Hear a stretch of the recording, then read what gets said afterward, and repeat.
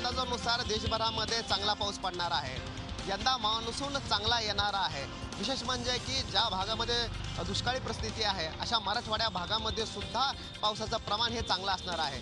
मागील वर्षी 14% पाऊस कमी पडला होता, मात्र यावेळेस 6% पाऊस जास्त वाढणार आहे सरासरीपेक्षा। त्याचबरोबर 106% हा पाऊस यावेळेस पडणार आहे। त्यामुळे ही आनंदाची बाब म्हणावं लागेल। त्यामुळे आजचे दिन येणार का हे खरंच आता मान्सूनवर आधारित राहिलेलं आहे। नाशिक जिल्ह्यातील आदिवासी परिसरामध्ये सध्या पाण्याची वणवण सुरू झाली आहे। त्यामुळे पाण्यात वाद होत असून अनेक पोलीस स्टेशनमध्ये गुन्हे दाखल होत आहेत। अशाच एका वादामध्ये एका महिलेचा मृत्यू झालाय आणि या मृत्यूनंतर एकाला अटकही करण्यात आली आहे। पहिल्यांदाच नाशिक जिल्ह्यामध्ये 302 नुसार गुन्हा दाखल झालाय। दुष्काळ आणि पाणी टंचाईच्या झळा आता उद्योगांपर्यंत येऊन पोहोचल्या आहेत। सुरुवातीला शेतीला या दुष्काळाने आपल्या कवेत घेतलं आणि हाच फटका आता उद्योगांना बसतो आहे। उद्योगांना केल्या जाणाऱ्या पाणी पुरवठ्यामध्ये साधारणतः 20 ते 40% कपात केल्यानंतर त्याचा परिणाम उद्योगांच्या उत्पादन क्षमतेवर झालेला असून 35 ते 40% उत्पादनामध्ये घट येत असल्याचा अंदाज उद्योग जगताकडून व्यक्त केला जातोय। पाण्याचे संकट येत्या काळामध्ये असंच सुरू राहिलं तर काही उद्योग हे बंद होण्याची शक्यता देखील नाकारता येत नाही। लातूरकरांची तहान भागविण्यासाठी थेट मिरजहून रेल्वेने पाणी मिरजहून आलेली जलराणी लातूर रेल्वे स्थानकावर दाखल होताच भाजपच्या कार्यकर्त्यांनी थेट पाण्याच्या वॅगनवर पोस्टरबाजी करत भाजप सरकारचे आभार मानले। तसेच यावेळी घोषणाबाजीही केली। भाजप कार्यकर्त्यांच्या या कृतीचा काँग्रेसने निषेध करीत पाण्यावरून राजकारण करणे चुकीचे असल्याचे मत व्यक्त केले आहे। दिवंगत काँग्रेस नेते विलासराव देशमुख यांनीच लातूरला रेल्वे आणल्यामुळे आज लातूरकरांना पाणी मिळत असल्याचे काँग्रेसच्या स्थानिक नेत्यांनी यावेळी स्पष्ट केले। एकूणच पाण्याच्या या राजकारणावरून काँग्रेस आणि भाजपमध्ये जुंपली असल्याचेच दिसून येत आहे। राज्य सरकारला IPL मॅच मधून मिळणाऱ्या महसुलामध्ये रस आहे, पण दुष्काळग्रस्त जी लोक आहेत त्यांच्या बाबतीत मात्र राज्य सरकारला काहीच पडलेलं नाहीये। अशा शब्दात मुंबई उच्च न्यायालयानं आज राज्य सरकारवर ताशेरे ओढलेत। राज्य सरकारचे पाणी नियोजन कागदावरच चांगले दिसते, पण प्रत्यक्षात मात्र काही दिसत नाहीये। अशा शब्दात मुंबई उच्च न्यायालयानं राज्य सरकारवर ताशेरे ओढलेत। नागपूरमधील IPL मॅच दुसऱ्या ठिकाणी खेळवल्या तर राज्य सरकारला 1,50,00,000 रुपयांचे नुकसान होईल असं सरकारी वकिलांनी न्यायालयाला सांगताच न्यायालयाने ताशेरे ओढलेत। त्याचबरोबर IPL उद्योजकांना फटकारत 3 प्रश्नांची उत्तरे न्यायालयाने उद्या IPL आयोजकांना द्यायला सांगितले आहेत। CM रिलीफ फंडला पैसे जमा करण्याची इच्छा आहे का? असल्यास किती पैसे जमा करणार? IPLला पाणी कोण देणार? 40 लाख लिटर पाणी IPL मॅच करता वापरले जाते। याच तोडीचे किंवा यापेक्षा कमी जास्त पाणी दुष्काळग्रस्त भागात तुम्ही पुरवू शकता का? अशा 3 प्रश्नांची उत्तरं न्यायालयाने उद्या आयोजकांना द्यायला सांगितलेत। आज झालेल्या सुनावणीत राज्य सरकारने पाणी वाटपाबाबत हात वर केलेत। पाणी जे साठवलेलं असतं ते पाणी राज्य सरकार BMCला पुरवते आणि ते पुरवलेलं पाणी BMCने कोणाला द्यायचं, कोणाला वाटप करायचं याबाबत सर्वस्वी निर्णय BMC घेते असं सांगून राज्य सरकारने मुंबई उच्च न्यायालयामध्ये पाणी वाटपाबाबत हात वर केलेत। मुंबईमध्ये सर्रासपणे टँकर माफिया आहे, तो पाण्याची चोरी करत असल्याचं उघड झालेलं आहे। आज मरोळमधील काही 3 ठिकाणी तांसा पाईपलाईनमधून हे टँकर माफिया पाणी चोरत असल्याचं निष्पन्न झालेलं होतं। खासदार किरीट सोमय्या यांनी या ठिकाणचा आढावा घेतला। ही गोष्ट समजतात तिथल्या टँकर माफियांनी टँकर सकट तिथून पळ काढला। दरम्यान या घटनेची तक्रार आहे ती पोलिसांमध्ये आणि पालिका अधिकाऱ्यांना देखील करण्यात आलेली आहे। याचा तपास आहे ते पोलीस करत आहेत। दरम्यान IPLसाठी देखील अशाच प्रकारे पिण्याचं पाणी वापरला गेल्याचा आरोप आहे तो खासदार किरीट सोमय्या यांनी केलेला आहे। परभणीहून आळंदीमध्ये कामाच्या शोधात आलेले दुष्काळग्रस्त शेतकरी बन्सीलाल गिरे यांनी सोमवारी त्यांच्या राहत्या घरी आत्महत्या केली। मात्र आत्महत्यानंतरही त्यांच्या मृतदेहाची तब्बल 8 तास हेळसांड करण्यात आल्याची धक्कादायक घटना समोर आली आहे। गिरे यांच्या आत्महत्येनंतर त्यांनी आत्महत्या केली हे सांगण्यासाठी YCM मधल्या डॉक्टरांनी तब्बल 4 तास घेतले। त्यानंतर आळंदी पोलिसांनी या प्रकरणी पंचनामा करण्यासाठी जवळपास 4 तास उशीर लावला। एकूणच आत्महत्याग्रस्त शेतकऱ्यांबाबत सरकारी कर्मचारी किती असंवेदनशील आहेत हेच या घटनेनं समोर आलं। गेल्या 20 ते 25 दिवसांपासून कोकणामधलं वातावरण बदललं आणि या बदलाचा फटका बसलाय तो इथल्या रत्नागिरी हापूसला.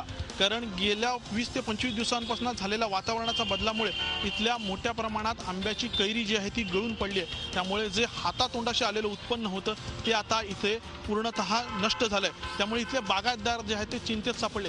मागील 4 वर्षांपेक्षा कमी उत्पन्न यावर्षी मिळणार असल्याचं इथले बागायतदार सांगतात.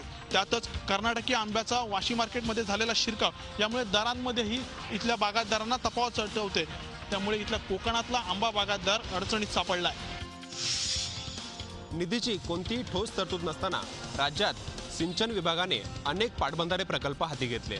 मात्र निधीअभावी यातील अनेक प्रकल्प हे अपूर्ण अवस्थेत आहेत. काही प्रकल्प तर जवळपास 90% आसपास पूर्ण झालेत, परंतु निधी नाही म्हणून या प्रकल्पांचं काम पूर्ण होऊ शकत नाही. आता हे प्रकल्प पूर्ण करण्यासाठी सरकारने पावलं उचलण्याचं ठरवलंय. अर्थसंकल्पात साधारणतः पाटबंधारे विभागासाठी दरवर्षी 7 ते 7.5 कोटींच्या आसपास तरतूद असते. एवढ्या कमी निधीमध्ये हे प्रकल्प पूर्ण करणं शक्य नाही. त्यामुळे आता 30 ते 40,000 कोटी रुपयांचं कर्ज काढण्याचा निर्णय सरकारने घेतलाय.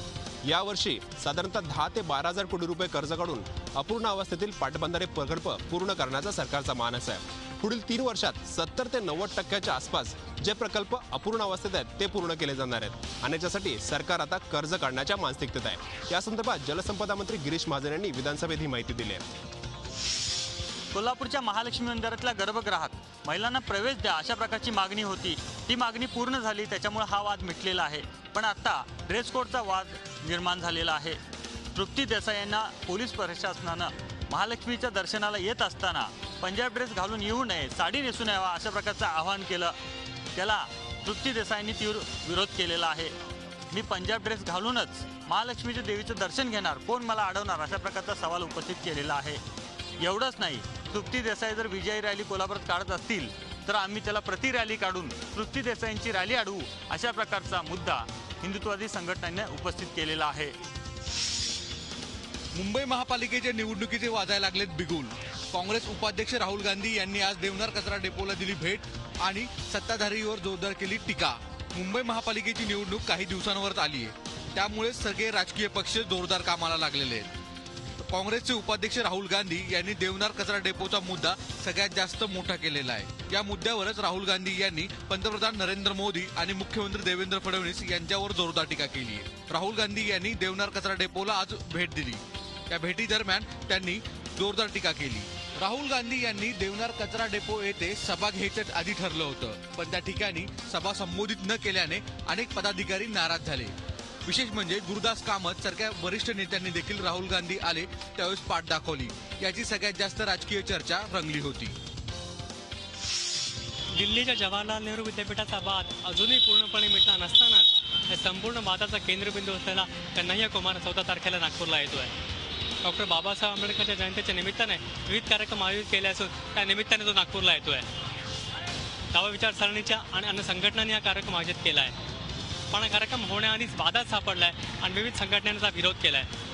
प्रामुख्याने कन्हैया कुमार नागपूरला येऊ देणार नाही असा इशारा बजरंग दलने दिला आहे. इतकंच नव्हे तर त्या सभा उधळून लावू असा देखील इशारा बजरंग दलने दिला आहे. त्यामुळे 14 तारखेला काय होतं त्याकडे सर्वांचं लक्ष लागलंय. पुणे महापालिकेचं शिक्षण मंडळ घोटाळ्यांमुळे नेहमीच चर्चेत असतात. त्यात आता गलथान कारभाराची देखील भर पडली आहे. शिक्षण मंडळाच्या गलथान कारभाराचा एक नमुना समोर आला आहे. शिक्षण मंडळाच्या तब्बल 35 शाळा मुख्याध्यापकांविना आहेत. राष्ट्रवादीचे नगरसेवक दिलीप बराटे यांनी ही माहिती उघडकीस आणली आहे. विशेष म्हणजे शिक्षण मंडळ आणि पुणे महापालिका या दोन्ही ठिकाणी राष्ट्रवादीची सत्ता आहे, तरीही ही अवस्था पाहायला मिळते. या सर्व शाळांवर मुख्याध्यापक नियुक्त करण्यास अजून किमान वर्षभराचा कालावधी लागणार आहे. या दिरंगाईमुळे नुकसान मात्र फक्त सामान्य विद्यार्थ्यांचं होणार आहे. शिक्षण विभागाने नुकताच 11वी ऑनलाईन प्रवेश प्रक्रियेचा अध्यादेश काढलाय. त्यानुसार आता ज्युनियर कॉलेजेसना प्रवेशासाठी 20% इन-हाऊस कोटा मिळवण्यासाठी त्यांच्या शाळा या कॅम्पसमध्ये असणं बंधनकारक नाहीये. त्यामुळे याचा फटका शेकडो विद्यार्थ्यांना बसण्याची शक्यता आहे. अशी तक्रार करत पुण्याच्या वैशाली बापना यांनी आता हायकोर्टात याचिका दाखल केली आहे. अकोला महानगरपालिकेच्या हद्दवाढीच्या विरोधात आज 24 गाव कृती समितीद्वारा मोर्चाचे आयोजन करण्यात आले होते. या प्रस्तावित हद्दवाढीत 24 गावांचा समावेश आहे. सर्वपक्षीय या कृती समिती सदस्यासह या मोर्चात सुमारे 4000 गावकऱ्यांनी सहभाग घेतला आहे. आधी शहराचा विकास, नंतर या गावांचा समावेश करा अशी मागणी करीत गावकऱ्यांनी या हद्दवाढीला विरोध दर्शविला आहे. तब्बल 1.5 महिन्याच्या संपानंतर गुरुवारपासून सराफा बाजार सुरू करण्याचा निर्णय सराफ फेडरेशनने घेतलेला होता. मात्र गुरुवारी गुरुपुष्यामृताचा मुहूर्त असल्याने त्या दिवशी सराफा बाजारात होणारी गर्दी बघता काही सराफांनी आजपासूनच आपली दुकानं जी आहेत ती सुरू केलेली आहेत. एकूणच या संपामुळे पुणेकरांचा कुठेतरी गुढीपाडव्याचा जो सोने खरेदीचा मुहूर्त होता तो कुठेतरी चुकला होता. मात्र गुरुवारी मात्र पुणेकर खरेदी करणार आहेत आणि आजपासूनच पुणेकरांनी या खरेदीची सुरुवात देखील केलेली आहे. एकूणच गेल्या काही दिवसांपासून लग्नसराई देखील असल्यामुळे कुठेतरी पुणेकर वाट बघत होते की हा संप कधी मिटणार आणि कधी लग्नाची खरेदी करता येणार. परंतु आता संप मिटल्यामुळे कुठेतरी पुणेकर सुखावलेले आपल्याला दिसत आहे.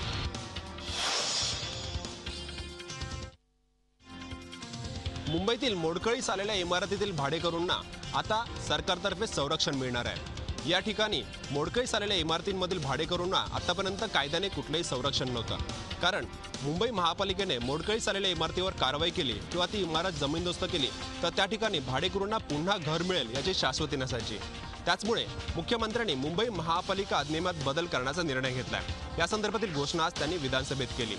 मुंबई अधिनियमात बदल केल्यामुळे आता भाडेकरूंना या ठिकाणी स्वतःचा हक्काचं घर तर मिळणारच आहे. त्याचबरोबर मोडकळीस आलेल्या इमारतीची पुनर्बांधणी मालकाने योग्य वेळेत सुरू केली नाही, म्हणजे वर्षभराच्या काळात सुरू केली नाही, तर पुनर्बांधणीचा अधिकारही आता भाडेकरूंना मिळणार आहे. त्यामुळे आतापर्यंत वाऱ्यावर असलेल्या मुंबईतील मोडकळीस आलेल्या इमारतींच्या भाडेकरूंच्या हक्कांचं यापुढे कायद्यामुळे रक्षण होणार आहे. राज्याच्या वैद्यकीय सीईटी बाबतचा अंतिम निर्णय हा बुधवारी घेण्यात येईल अशी माहिती वैद्यकीय शिक्षण मंत्री विनोद तावडे यांनी आज विधान परिषदेत दिली. वैद्यकीय प्रवेशपूर्व परीक्षा म्हणजेच MHCETची परीक्षा ही येत्या 5 मे रोजी ठरली आहे. पण काल सुप्रीम कोर्टाने ही परीक्षा केंद्रीय पद्धतीने घ्यावी अशा सूचना दिल्यामुळे सगळीकडेच संभ्रम निर्माण झालाय. त्यामुळे याबाबत उद्या केंद्र सरकारच्या आरोग्य विभागामध्ये बैठक होणार असून त्यातच अंतिम निर्णय घेण्यात येणार आहे. भिवंडी भागातील नायगाव परिसरातील राहत इमारतीला मोठ्या प्रमाणात आग लागली होती. ह्या आगीमध्ये जवळपास 350 नागरिक फसले होते. खालच्या मजल्यावरती कपड्याचं गोदाम होतं, त्यामुळे आग मोठ्या प्रमाणात लागली होती आणि वरती रेसिडेंट लोक राहतात. जवळपास 73 लोक परिवार इथे राहतात आणि जवळपास 300 ते 350 लोक अडकली होती. सुदैवाची गोष्ट म्हणजे या सर्व लोकांना बाहेर काढण्यात फायर ब्रिगेडला यश आलेलं आहे. स्थानिक नागरिकांनी मोठं काम केलेलं आहे. ह्या सर्व आगीनंतर एक मोठा प्रश्न ऐरणीवर येतो, तो म्हणजे भिवंडी फायर ब्रिगेडकडे अशी गाडीच नाही आहे ज्या गाडीला एक शिडी लागलेली असते आणि शिडीच्या सहाय्याने 4थ्या किंवा 5व्या मजल्यावरून लोकांना आपण बाहेर काढू शकतो. अशी गाडीच नाही आहे. त्यांना ठाणे आणि कल्याण ह्या फायर ब्रिगेडवर डिपेंड राहायला लागतं. त्यामुळे अशी गाडी असणं गरजेचं आहे. जर कधी उद्या पुन्हा किंवा कधी भविष्यात अशी आग लागली तर मोठी हादसा होऊ नये, जीवितहानी होऊ नये, त्यासाठी अशी शिडी असणं गरजेचं आहे. अशी मागणी आता भिवंडीकर करतायत. वाढतं औद्योगिकरण असेल, शहरीकरण असेल किंवा खाण उद्योग असतील, यामुळे कोकणातील वनसंपदा धोक्यात आली आहे.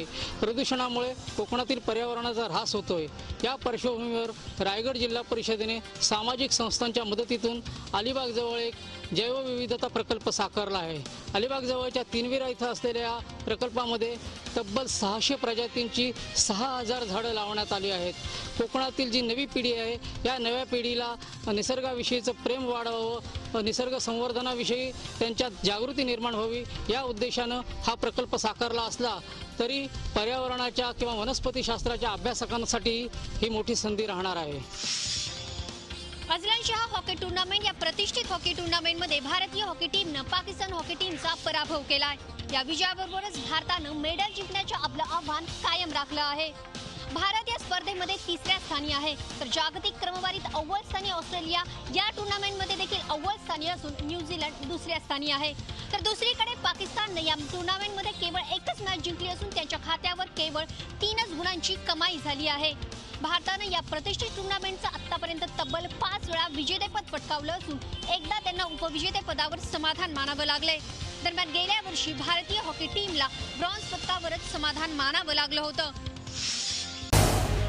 झी 24 तास रहा एक पाऊल पुढे.